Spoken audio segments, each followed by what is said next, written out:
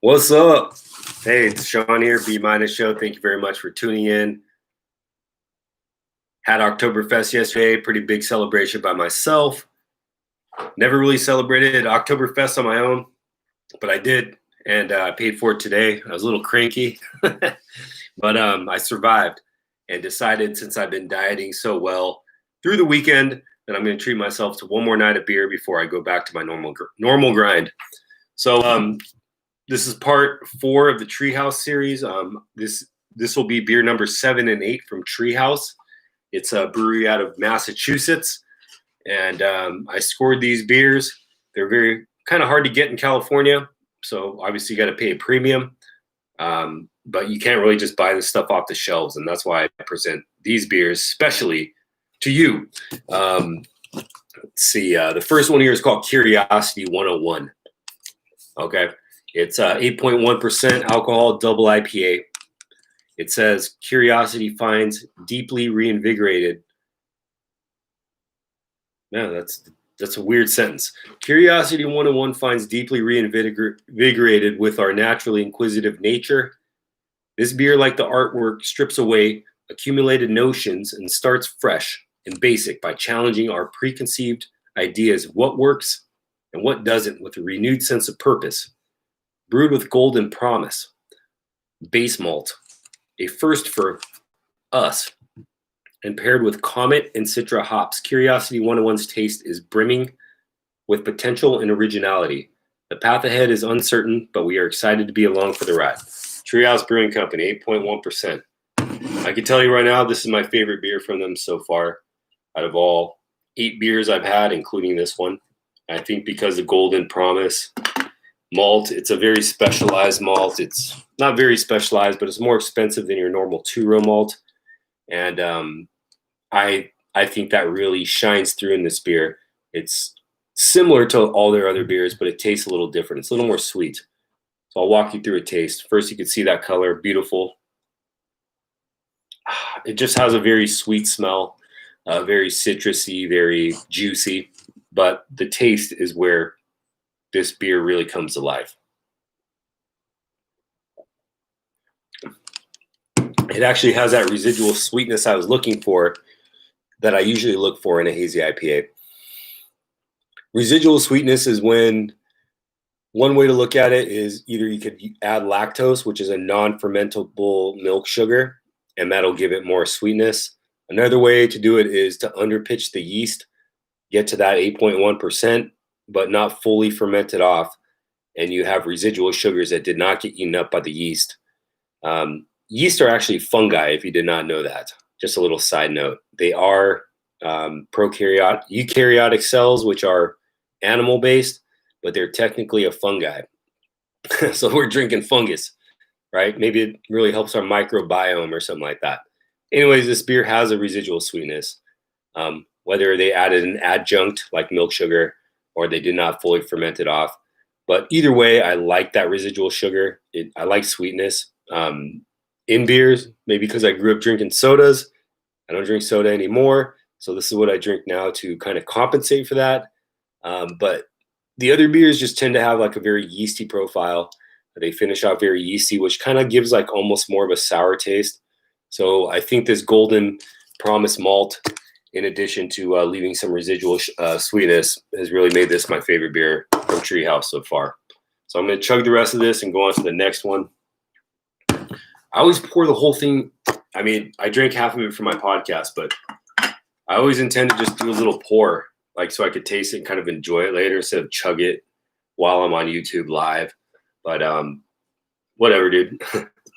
So I'm going to just chug this thing. I wish I could enjoy it more, but luckily I do have a few more cans.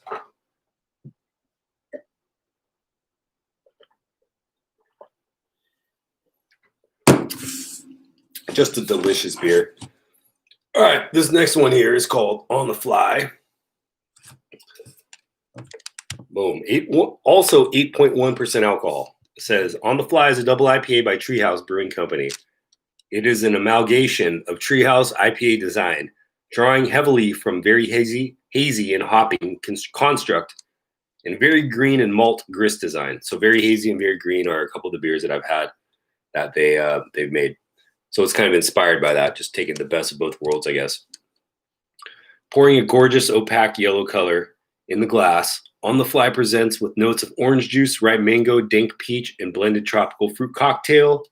We invite you to enjoy it while dreaming of hope-filled, freewheeling summer days. Summer is coming to a close here in Sacramento, even though it's 80 degrees in the man cave, and it was probably about 80 degrees outside, 85 degrees outside today. Perfect weather, though. And I guess spring and fall are my favorite parts of California. Summers in Sacramento are pretty hot. Winters are pretty mild in comparison to other places, but it still rains. It still gets kind of cold. It's like sweater weather. You don't really need like heavy North Face jackets and all that stuff like you do in snow environments. I think it gets down to almost freezing at night here, maybe 32 degrees Fahrenheit and whatnot. And the days are like 46 at the coldest, and that's just during winter. But spring and fall are like the best. In the summer, obviously, if you have a pool or access to recreational sports, you're going to be able to enjoy the awesome water here. All right, let's pour this bad boy. Look, I'm only going to pour a quarter of it so I don't have to pound it, and I can enjoy it later. You can see that color right there, though. Beautiful color. I could just die with these smells, though. Like, seriously, the beers that these people make, these New England style IPAs, they're just hopped so delightfully, so abundantly that you're really getting that lupulin smell, which is basically a hop cone. And then if you pull the hop cone apart, there's like little like yellow crystals in there, and that's what lupulin is, lupulin glands. And they just smell so beautiful. No matter what hop, every hop that I've smelled smells very good. Now, when you put it in the beer, it's different.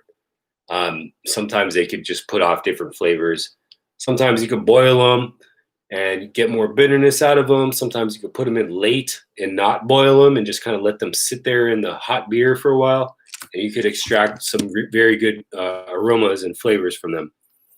But regardless, very, very excellent dry hopping techniques. It's called dry hopping when you put the hops in after the beer is basically cooked, and you're just kind of cooling it off. And you can kind of throw some hops in there, get the aroma from it. And then when it's fermenting, it's like kind of near the end of fermentation, which usually takes like 3 to 7 days. You could throw some more hops in there and extract more of the aroma instead of the bitterness. The bitterness is going to be extracted from boiling it. The longer you boil it, the more bitterness you're going to get from the hop, which actually is a preservative. However, these beers are known for maybe a little bit of that like bitterness extraction, which are called IBUs, International Bittering Units. So if you see IBUs on cans, that's what it means. It's how much bitterness there is. These New England IPAs tend to do an exorbitant amount of hops in the fermentation, the late boil. Sometimes you'll see double dry hop DDH or triple dry hop TDH, and that basically means they keep adding hops through different stages of fermentation to extract the smells. And that's basically what Treehouse does. That's what New England IPAs basically are. Besides the soft water profile, adding minerals to kind of soften the water, and minimal like bitterness extraction and more aroma. That's basically what you're getting here. And then there's different yeast strains to like suspend the proteins to make it hazy like that. Some people use lactose, flour, which is like not really, it's kind of a penalty to use that. But anyways, let's give this a taste. Yeah, just delightful, good mouthfeel. Very balanced in my opinion, very good, soft mouthfeel, very like coating my mouth almost, right? It's not harsh at all. Kind of finishes like a little yeasty, but it's very fruity. It's just an awesome party for your mouth. Yeah, I'll just leave it at that.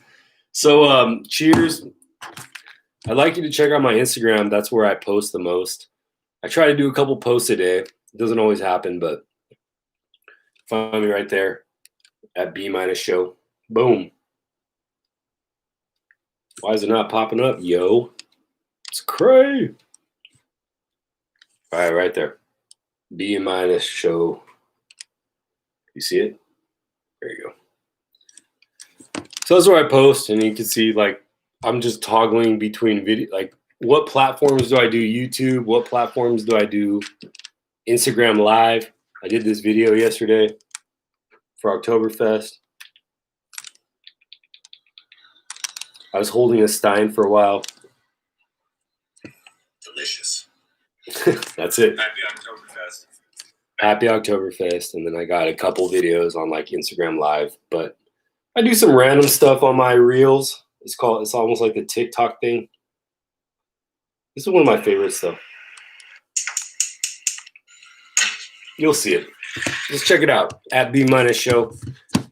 Thank you very much for your support. Thank you for listening to this podcast. Take care of yourself. I'm going to diet hard the rest of the week, work out a few times, and not have any beer until next Friday. So cheers. Have one for me if you're drinking during the week.